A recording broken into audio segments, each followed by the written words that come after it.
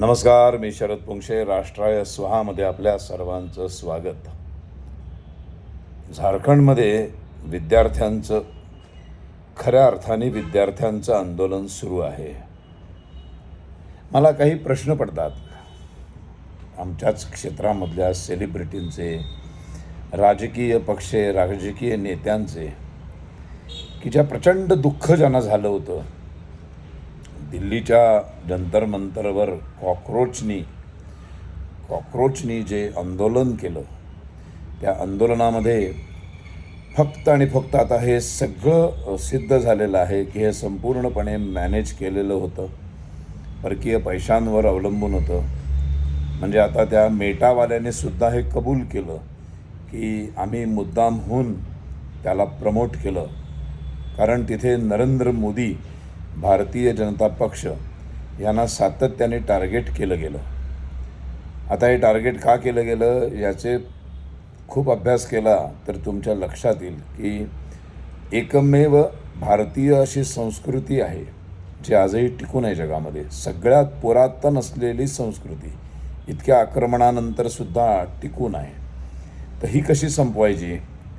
आता ह्या जर व्यवस्थेला संपवायचं असेल तर दोन गोष्टी व्हायला पाहिजेत, ज्याची सुरुवात 250 वर्षापूर्वी मॅकॉले आणि मॅक्स मुलरनी केली.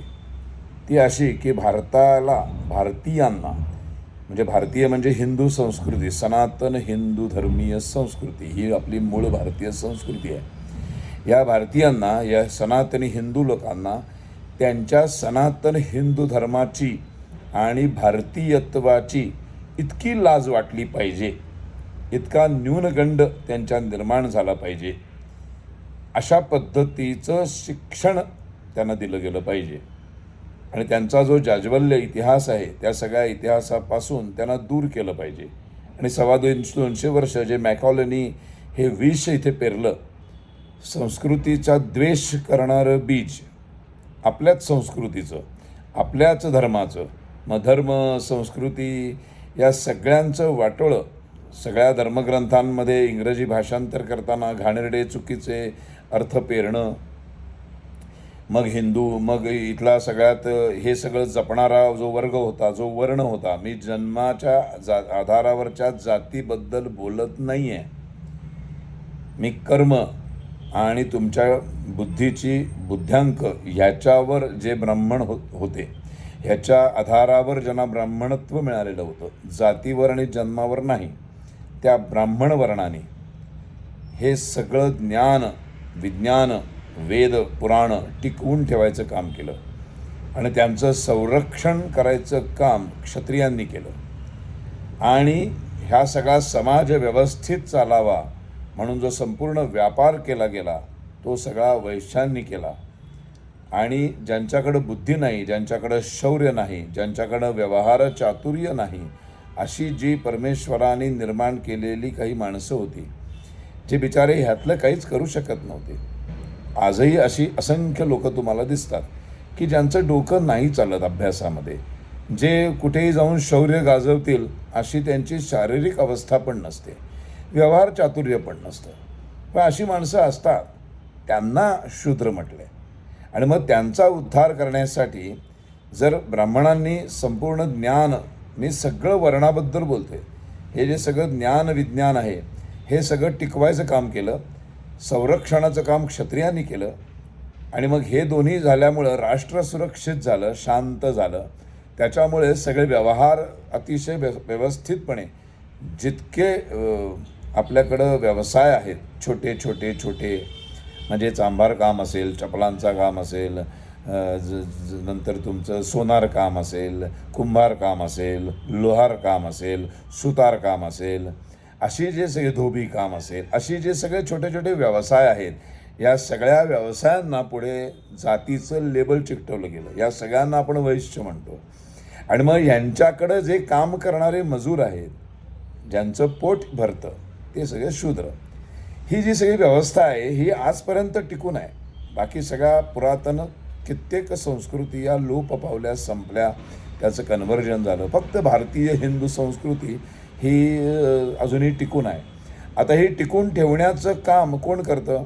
तर जे सनातनी मूळ हिंदू धर्माला मानणारे आहेत, हिंदू संस्कृतीला मानणारे आहेत, हिंदू परंपरांना मानणारे आहेत, ते सगळेजणं हे काम करतात, म्हणजे आपण सगळेजणं.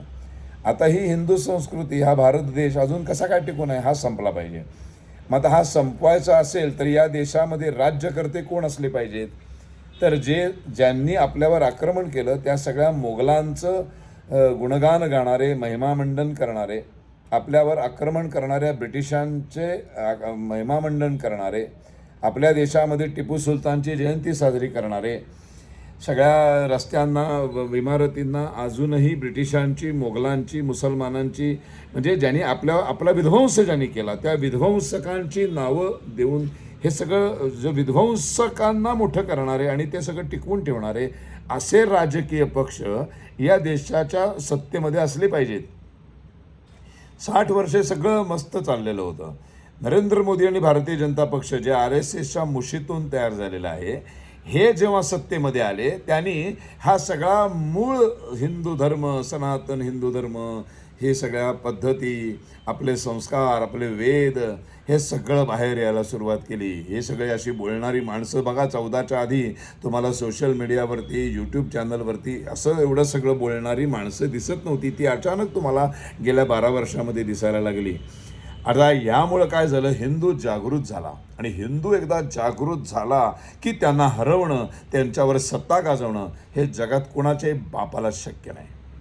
मग ते जर मोडायचं असेल तर केंद्रामधलं हिंदुत्वनिष्ठ, हिंदुत्ववादी, आता याच्यावर लगेच खाली कॉमेंट्स करू नका भाजपने हिंदूंसाठी काय केलं वगैरे. भाजपने हिंदूंसाठी दिसत नसलं तरी बरंच काम पण केलेलं आहे. मुळात हिंदूंमध्ये हिंदू असल्याचा जो न्यूनगंड होता तो खूप कमी झालेला आहे. आज जाहीरपणे जय श्रीराम बोलायला लागलेत लोक. जय भवानी, जय शिवाजी, सनातन हिंदू धर्म की जय. होय, आम्ही हिंदू आहोत, ताठ मानेने टिळा लावून फिरायला लागलेत लोक. तरुणाई वळायला लागले लोक इकडे. आज तरुणाईच्या कार्यक्रमामध्ये श्रीरामाची भजनं गायला लागलेत लोक. इतिहासामधले खरे दडवलेला इतिहास शोधून काढणारी मंडळी पुढे यायला लागली आहेत. आणि भारताची जी उज्ज्वल जाज्वल्य अशी इतिहास आणि परंपरा आहे, संस्कृती आहे, त्या संस्कृती मुळाकडं पुन्हा एकदा हा हिंदू समाज जायला लागलेला आहे. जी संस्कृती आपण विकृत केली होती, गलिच्छ केली होती, प्रक्षिप्त केली होती, त्याच्याकडे सगळं पुरा जायला लागलं आहे. ह्याला कारण सत्तेमध्ये, केंद्रामध्ये सत्तेमध्ये असलेले भारतीय जनता पक्ष, कारण मूळ ते सगळेजण RSSच्या विचारांचे आहेत. मग हा भाजप केंद्रामधनं उतरला पाहिजे. आता लोकांना तो आवडू लागलेला आहे. बहुसंख्य 80% हिंदू असल्यामुळं बहुसंख्य पद्धतीने भाजपला निवडून द्यायला लागलेले आहेत. यांनी राम मंदिर उभं केलं, यांनी 370 सारखं कलम रद्द करून दाखवलं, यांनी ट्रिपल तलाक रद्द केला. बरं, एवढं सगळं करून सुद्धा लोकशाही अस्तित्वात आहे. म्हणजे मोदींनी कुठेही, त्यांना किती तुम्ही हुकुमशहा म्हणा, तानाशाह म्हणा, काहीही म्हणा, त्यांनी वारंवार सिद्ध केलं आहे की ते लोकशाही प्रणित पंतप्रधान आहेत. त्यांनी कधीही त्यांच्यावर गलिच्छ आरोप करणाऱ्यांना गेल्या 12 वर्षामध्ये कोणालाही जेलमध्ये पाठवलेलं नाही, मारलेलं नाही, जोडलेलं नाही, खोट्या केसेस टाकलेल्या नाही. त्याच्यामुळं आता इतका प्रॉब्लेम आहे जगभरामध्ये, सगळ्या युरोपामध्ये, की याला भारताला संपवायचं कसं? मग अशी कुठलीही जरा कुठे ठिणगी दिसली, आंदोलन दिसलं की त्याच्यामध्ये उतरायचं. आणि मग सगळे विरोधी राजकीय पक्ष, मी तर त्यांना राजकीय पक्षच म्हणत नाही, हे सगळे कौटुंबिक पक्ष आहेत. सगळे एकेका कुटुंबाचे आहेत. तुम्ही नीट विचार करून बघा. सगळे एकेका कुटुंबाचे पक्ष आहेत. म्हणजे आपापल्या पोरांना, मग नातवंडांना, मग बघा ना पुढं कसं त्यांना, मग ती मुलं धड असोत नसोत, त्यांना काही बोलता येत असो नसो, भाषणं करता येत असोत नसो, त्यांचं वाचन असो नसो, भारतीय संस्कृती याच्याबद्दल त्यांना ज्ञान असो नसो, फक्त मुलांना प्रोजेक्ट करत राहायचं बास. ह्याच्यासाठी सगळे राजकीय पक्ष आपल्याला दिसतात. आता म्हणून सतत सरकारला कसं घेरता येईल, सरकारला कसं हैराण करून सोडता येईल, म्हणून संसदेमधलं कामच करू द्यायचं नाही, तो तर एक फारच गलिच्छ प्रकार आहे. ह्या सगळ्या भानगडीमध्ये म्हणून फक्त जे कॉक्रोच, जे स्पॉन्सर्ड बाय युरोपियन्स असं जे आंदोलन होतं त्याच्यामध्ये सगळे राजकीय पक्ष सगळे उतरले. आणि आता झारखंडमध्ये जे चालले तेव्हा मात्र कोणी उतरत नाही. आता कुठे गेले आमचे सगळे भयंकर ढसाढसा रडणारे गाड्यांमधून धावताना? काही तर लोक धावताना पण रडत होते, काही लोकांना कविता स्फुरल्या, काही लोकांना कविता म्हणून, लोकांच्या कविता बरोबर त्या अनुषंगाने म्हणून दाखवाव्याशा वाटल्या. हे सगळे आमचे तथाकथित सगळे राष्ट्रप्रेमी अचानक ज्यांना ज्यांचं देशप्रेम उफाळून आलं, ते सगळे आता झारखंडच्या बाबतीमध्ये कुठे गेले? कुठे आटल्या त्यांच्या कविता? कुठे प्रतिभा नष्ट झाली?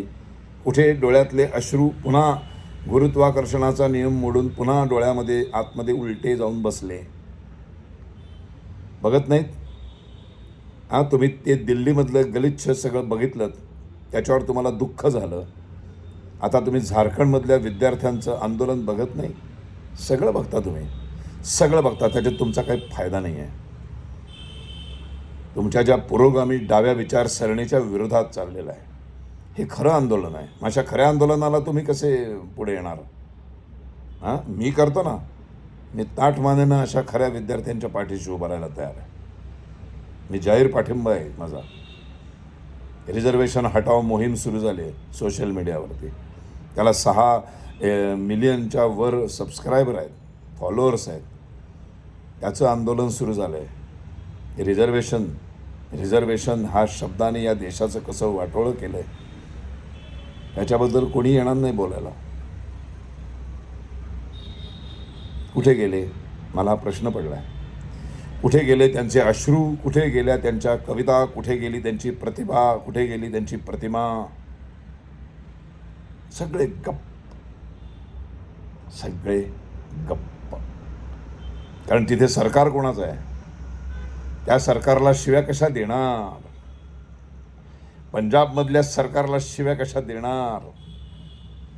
कर्नाटकातल्या सरकारला शिव्या कशा देणार? गंमत आहे ना मित्रांनो? कसे दुतोंडी आहेत, कसे डबल ढोलकी आहेत, डबल माइंडेड आहेत लोक. बघा, अशा लोकांपासून सावध राहा, व्यक्त व्हा. आणि माझे व्हिडिओ तुम्हाला आवडत असतील तर जास्तीत जास्त सबस्क्राईब करून जास्तीत जास्त ते शेअर करा. धन्यवाद. जय हिंद.